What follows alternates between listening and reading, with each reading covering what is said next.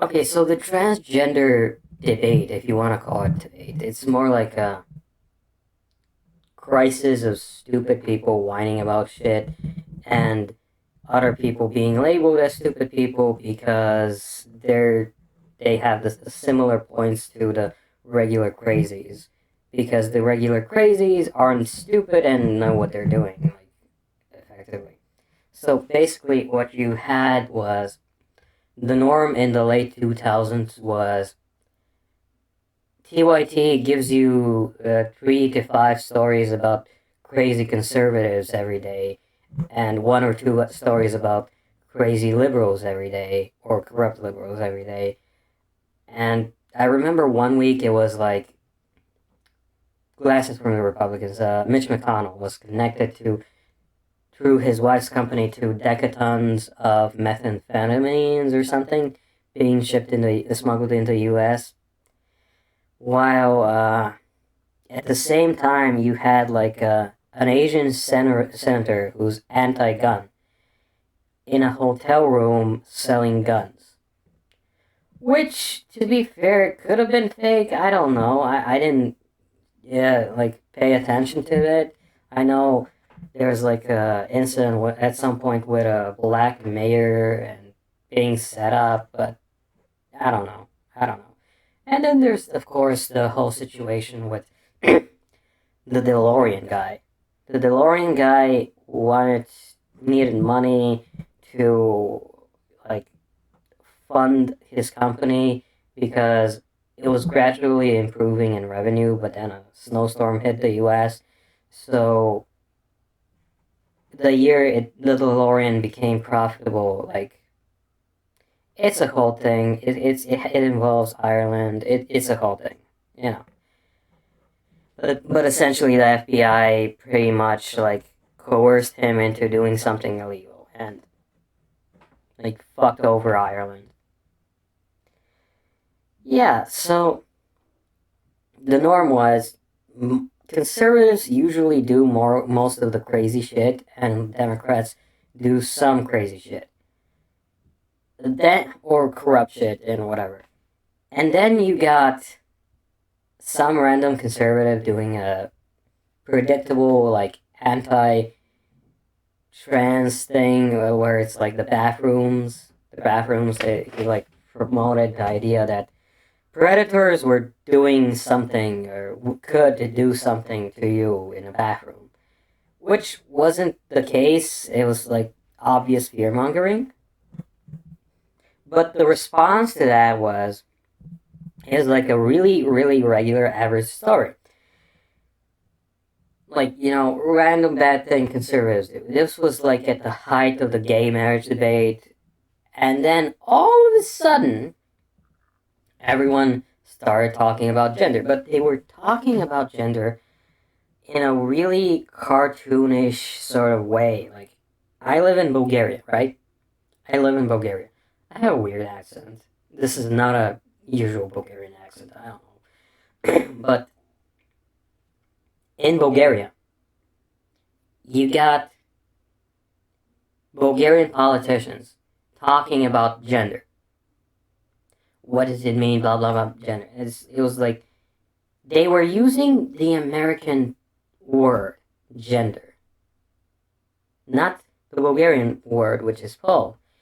So it's like a debate about the linguistic significance of a word in America, which, of course, you know, Chomsky, like, if you've ever watched broadcast news and whatever, it's like the American empire that just wasted all their time, money, and energy bombing people in the Middle East under false pretenses and was doing shady shit like trying to blackmail some politician in Europe, like the whole Keira Knightley movie thing. Like, the American empire, who, like, fucked us in every way for the last decade and a half, was like, had like a cultural issue, and we were talking about it, but we were talking about it in their terms. So it just brought about this feeling like all politicians are subordinate to not just economics, but like the greater economic like chains of the world. It's like we're all like America's colony, that sort of thing. That sort of feeling like you cannot have your own politics. You gotta talk about American bullshit all the time. So it was like, it just felt so artificial as fuck, you know? Artificial talking, it was artificial as fuck. But then you're like, okay, this will probably die down, like, it just left your mind. But then you got all this other stuff, like, you got Caitlyn Jenner being a conservative, but, like, the liberal media was, like, praising her for coming out, and people are like, who gives a shit? We don't give a fuck if you're trans. This is not newsworthy. This is not such a big deal. And you had like this cartoonish review bullshit. Like there's like some cartoonish. Here's Caitlyn Jenner behind like a translucent wall, and she's like a shadow. And huzzah! It was stupid. It was stupid. It was stupid.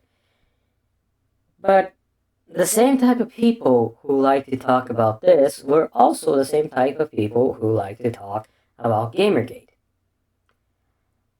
And Gamergate was some guy complained about his girlfriend getting all this attention because disingenuous games media people were her exes or her ex-boyfriends or whatever. And he was complaining about her and like made a hashtag or something. So this hashtag that was like about stupid relationship issues became a hashtag as used like an address. Like you use you use a hashtag to find the debate, right? You like it's like a chat room. It's like it was used like an address, and people were talking about ethics in game journalism. While this was happening, the conservatives, like one of the more cartoonish conservative companies, was exploiting this to try and recruit some people, and the Democratic establishment media apparatus like jumped on this and made a thing of it. But they weren't like making a nuanced point like, here's Breitbart trying to like exploit people. I think it was Breitbart, I could be wrong. Trying to exploit people's conversation about something. No. You had to be an evil Gamergate misogynist if you were talking using the hashtag of Gamergate. You had to like be misogynist because Zoe Quinn is special and blah blah blah. Then you got Zoe Quinn.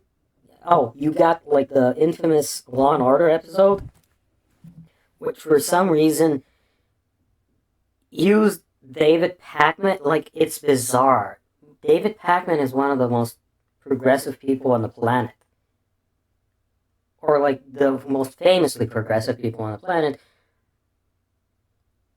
And just like, it was bizarre. Like, it was bizarre. It was transparently, everyone using the hashtag of Gamergate must be a misogynist, therefore blah, cartoon bullshit. It was the left wing shifting to right wing tactics to attack people. And people didn't like that at all. Like, at all. So that's the foundation. The subsequent period of like decade is Anita Sarkeesian is doing something. Now, Anita Sarkeesian got a lot of hate on Kickstarter, and it was framed as misogynist. I don't know if it is or was. I haven't gone through all those comments, but the norm on YouTube was when you looked up Anita Sarkeesian, you got like 40. Her first 40 or so videos were giving pretty basic explanations about feminism. And the norm was either women disagreeing with her interpretation of feminism or whatever, like not agreeing with it, or guys, like explaining how she's wrong about video games and how she didn't do her research.